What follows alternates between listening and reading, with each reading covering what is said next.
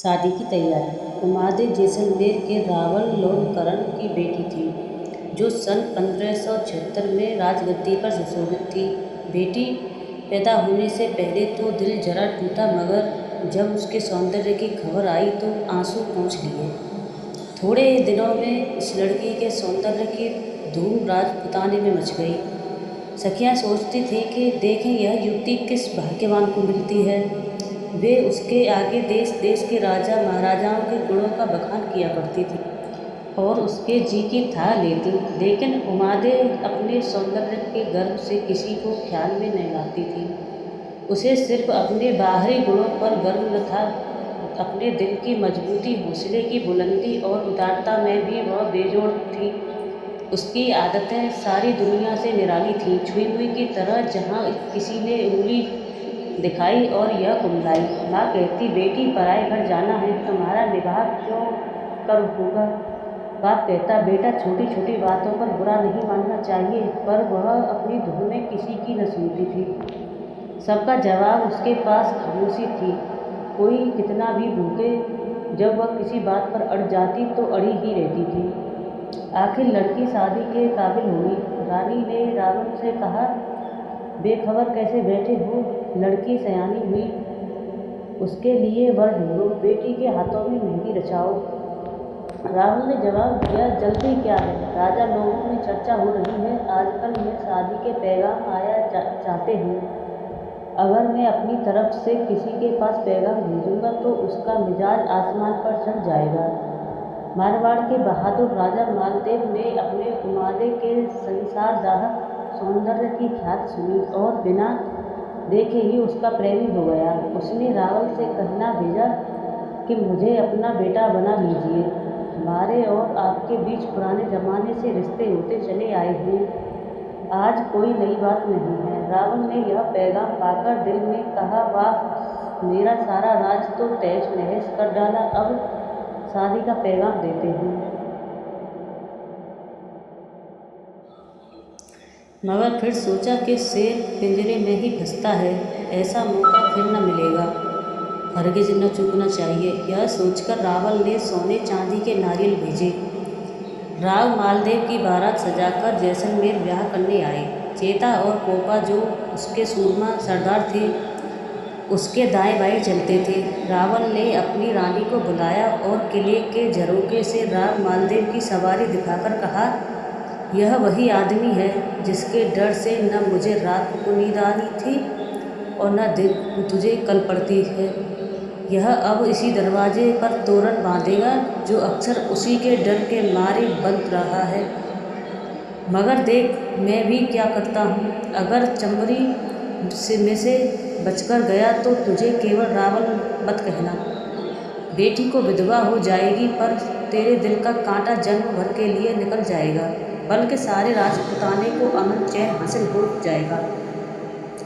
रानी यह सुनकर रोने लगी। रावल ने डांटकर कहा, चुप। रानी रोने लगी तो बात फूट जाएगी, फिर खैरियत नहीं, यह जालिम सभी को खा जाएगा। देख जरा, शादी करने आया है मगर फौज साथ लाया है कि जैसे इतनी फौज तो गढ़सौलर का सारा पानी एक दिन में ही पी जाएगी। हम तुम और सब शहर के बंसिंदे प्यासे मर जाएंगे। रानी को बेटी के विधवा हो जाने के डर से शोक तो बहुत हुआ, मगर पति की बात मान गई और छाती पर पत्थर रखकर चुप ही रही। उसकी घबराहट और परेशानी छिपाई नहीं छिपती थी। बेटी माँ को घबराई हुई देखकर समझ गई कि दाल में कुछ काला है, मगर कुछ पूछने की हिम्मत नहीं पड़ी। बेटी की जात इतनी ढिठाई कैसे करती। माँ का रोना मोहब्बत का रोना न था। जब उसने माँ की बेचैनी क्षण भर बढ़ते हुए देखी तो ताड़ गई कि आज सुहाग और रंडापा साथ मिलने वाला है। जी में बहुत तड़पी, तिलमिलाई, मगर कलेजा महसूस कर रह गई। क्या करती, हमारे यहाँ बेटी बिन सींगों की गाय है, माँ बाप उसके रखवाले हैं, मगर जब माँ बाप ही उसकी जान के गाहक हो जाएं तो कौन किससे कहे। सखी सहेलियाँ फूली फूली फिरती थीं, राजमहल में शादियाने बज रहे थे, चारों तरफ खुशी के जलवे नजर आ रहे थे। मगर अफसोस, किसी को क्या मालूम कि जिस दुल्हन के लिए यह सब हो रहा है वह अंदर ही अंदर भूली जा रही है। सखियाँ उसे दुल्हन बना रही हैं, कोई उसे हाथ पाँव में मेहंदी रचाती है, कोई मोतियों से मांग भरती है, कोई चोटी में फूल गूंथती है, कोई आईना दिखाकर कहती है खूब बन्नी। पर यह कोई नहीं जानता कि बन्नी की जान पर आ बनी है। ज्यों ज्यों दिन ढलता है उसके चेहरे का रंग उड़ता जाता है। सखियाँ और भी ध्यान में हैं, यहाँ बात ही और है। उमादे यकायक सखियों के झुरमुट से उठ गई और बारीली नाम की एक सुघड़ सहेली को इशारे से अलग बुलाकर कुछ बातें करने लगी। बारीली रूप बदलकर चुपके से राघोजी ज्योतिषी के पास गई और पूछने लगी, क्या आपने किसी कुंवारी कन्या के ब्याह का मुहूर्त निकाला है? उन्होंने जवाब दिया, और किसी को तो नहीं, रावल जी की ब्याही बाई के ब्याह का मुहूर्त अलबत्ता निकाला है। बारीली, क्या आप फेरों के वक्त भी जाएंगे? ज्योतिषी, ना जाऊंगा तो मुहूर्त की खबर कैसे होगी? बारीली, क्या इस शहर में आप और भी कहीं मुहूर्त बताते और शादियां करवाते हैं? ज्योतिषी, सारे शहर में मेरे सिवाय और है ही कौन? राजा प्रजा सब मुझी से बुलाते हैं। बारीली, ज्योतिषी, नाराज न होना, जिन लड़कियों की शादियां आप करवाते हैं वह कितनी देर तक सुहागन रहती हैं? ज्योतिषी चौंकते हैं। यह तूने क्या कहा? क्या मुझसे दिल लगी करती है? बारीली, नहीं ज्योतिषी जी, दिल लगी तो नहीं करती, सचमुच कहती हूँ। ज्योतिषी, इन बातों का जवाब मेरे पास नहीं है, तेरा मतलब जो कुछ हो साफ साफ कह। बारीली, कुछ नहीं, आप अपने मुहूर्त को एक बार और जांच लीजिए। ज्योतिषी, कुछ कहेगी भी? बारीली, आप अपनी साइट फिर से देख लीजिए तो कहूँ। ज्योतिषी, चल दूर हो, बूढ़ों से खेल नहीं करते। यह कहकर ज्योतिषी जी अंदर चले गए, मगर फिर सोच विचार कर पट्टी निकाली, साइट को खूब अच्छी तरह से जांचा और उंगलियों पर गिनकर बोले, मुहूर्त में तो कोई दोष नहीं है। बारीली उदास स्वर में, तो फिर किस्मत ही की फूटी होगी। ज्योतिषी भोचक होकर, नहीं, मैंने जन्मपत्री देखकर मुहूर्त निकाला था। बारीली, अजी कर्मपत्री भी देखी है? तुम्हारे मुहूर्त में तो बाई जी का दुख भोगना लिखा है। ज्योतिषी, तह को पहुँचकर तो क्या रावल जी जगह फरेब करने वाले हैं? बारीली, जहाँ वहाँ रावल मालदेव को यूँ तो मारने से रहे, अब सलाह हुई कि शादी के वक्त चबरी में उन्हें मार डालेंगे। ज्योतिषी, अरे राम राम, ऐसे राजाओं को धिक्कार है। बारीली, महाराज, इस वक्त इन बातों का तो रखो, अगर रिहाई की बातें तदबीर हो तो बतलाओ। ज्योतिषी, जब रावल जी को बेटी पर रहम नहीं आता तो मैं गरीब ब्राह्मण क्या कर सकता हूँ? बारीली, इंसान चाहे तो सब कुछ कर सकता है। ज्योतिषी, तू ही बता मैं क्या करूँ? बारीली, अच्छी ज्योतिषी हो, दराज दरबारी होकर मुझसे पूछते हो कि मैं क्या करूँ? ज्योतिषी, दरबारी होने से क्या होता है? तूने सुना नहीं, गुरु विद्या और सिर सिर बुद्धि। बारीली, तो फिर मेरी तो यही सलाह है कि राम मालदेव को सावधान कर देना। ज्योतिषी, हाँ, ऐसा हो सकता है। बारीली, तो क्या मैं बाई जी से जाकर कह दूँ कि तुम्हारा काम हो गया? ज्योतिषी, हाँ, ऐसा हो सकता है। बारीली जी, हाँ। ज्योतिषी, अच्छा, मैं जाता हूँ। दिन ढल गया, बाजार में छिड़काव हो गया, लोग बारात देखने के लिए घरों से उड़े चले आते हैं।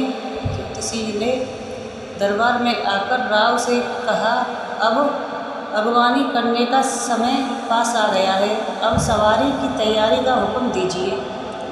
रावल, बहुत अच्छा, बारात वालों को भी इसकी खबर कर दो। ज्योतिषी, हाँ, खूब याद आया। एक बात मुझे मारवाड़ के ज्योतिषियों से पूछनी है। रावल, क्या? ज्योतिषी, जन्मपत्री से तो नहीं? पर बोलते राम से, राव जी को आज चौथा चंद्रमा और 8वां सूरज है। रावल, तो इससे क्या मुहूर्त तो आपने जन्मपत्री से निकाला है? ज्योतिषी, महाराज, पुकारने के नाम से भी ग्रह देखे जाते हैं। चौथा चंद्रमा और 8वां सूरज अपशगुन होता है। कोई ग्रह 12वां नहीं है तो रावल जी में क्या अच्छा होता जो कोई 12वां ग्रह भी होता, ताकि तीनों अशगुन एक जगह हो जाते।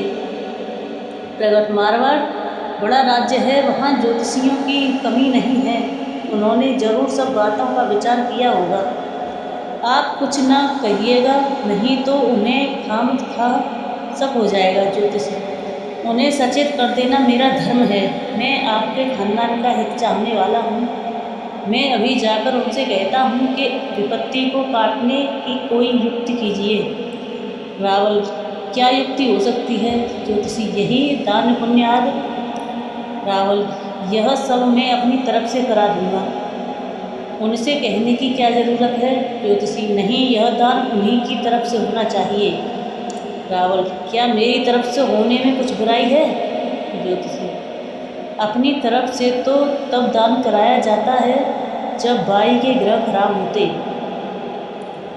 रावल, आज भाई जी का ग्रह कैसा है? ज्योतिषी, बहुत अच्छा, बहुत शुभ। और फिर औरत के ग्रहों का अच्छा या बुरा होना अधिकतर उसके पति के ग्रहों पर आधारित होता है, इसलिए भाई जी का भी वही ग्रह समझना चाहिए जो राव जी का है। रावल, अच्छा, तो बारात में हो आइए, देर न कीजिएगा, यहाँ भी काम है। ज्योतिषी चुटकी बजाकर गया और आया। रावल ने हुक्म पाकर ज्योतिषी जी खुश खुश वहाँ से चले। राव मालदेव जी को खबर हुई कि ज्योतिषी राघव जी आते हैं।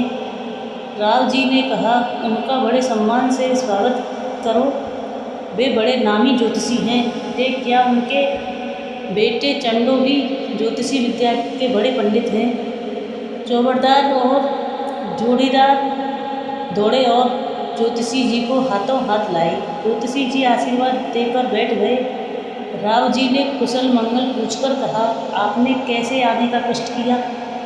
ज्योतिषी जी इधर उधर देखकर कुछ शायद विचारणी है, यह सुनते ही लोग हट गए। ज्योतिषी जी राव साहब से दो बातें कर चल दिए। राव जी को बड़ी चिंता हुई। फौरन सरदारों को बुलाकर सलाह मशवरा किया कि ऐसी हालत में क्या करना चाहिए। इतने में नक्कारों की आवाज़ आई। चौतरफा शोर मचने लगा कि रावल जी की सवारी आई। तब राव जी भी सिर पर मोर और माथे पर सेहरा बांधकर अपने डेरे से बाहर निकले और घोड़े की पूजा करके उस पर सवार हुए। बारात चढ़ी। कुछ दूर जाकर सब जुलूस थम गया। फर्श फरूस तकिया मुसनद लगा दिए गए। रावल और राम दोनों अपने अपने घोड़ों से उतरे और गले मिले। फिर निशान का हाथी आगे की तरफ बढ़ा और उसके साथ दोनों महाराजे किले की ओर बढ़े।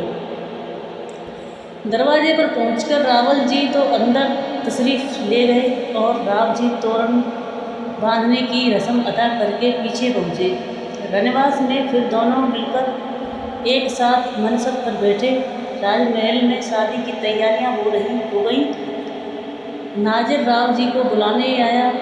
राव जी ने साथ रावल जी भी उठे, मगर राव के सरदार ने उन्हें रोका के, आप हमें अकेला छोड़कर कहाँ जा रहे हैं? रावल ने झांसा देकर कहा, यहाँ से चला जाऊँ, मगर कौन जाने देगा? राव ने सरदारों ने उनका हाथ पकड़कर बीच में बिठा लिया। अब तो लेने के देने पड़ गए। जाते थे राव को मारने, अब अपनी ही जान के लाले पड़ गए। उनके सरदार भी सब चिट्टी पिट्टी भूल गए। इधर राव जी बेखटके धीरे से रनवास में दाखिल हो गए। जनानी डौड़ी में पहुँचते ही उन्मादे की माँ ने राव जी की आरती उतारी, उनके माथे पर दही का टीका लगाया और जी में कहा कि ऐसे ही मेरा कलेजा ठंडा रहे। इसके बाद नाक खींचकर जैसे भर की रवाना होने से पहले उसे दूध पिलाती है, वैसे ही सास ने उसके माथे पर दही लगाई, यानी उसे अपनी लड़की का पति मान लेती है। कहावत है दही की बात सही। अपना दुपट्टा अपने गले में डालकर उन्हें चुनरी में ले आई ब्राह्मण बड़े मधुर स्वर में वेद मंत्र पढ़ने लगे। आग में आहुति पड़ी, हवन होने लगा। राव जी का हाथ उमादे के हाथ से मिलाया गया। उमादे आगे हुई और राव जी पीछे पीछे चले। 3 बार हवन कुंड की परिक्रमा की। नव औरतें यह गीत गाने लगीं।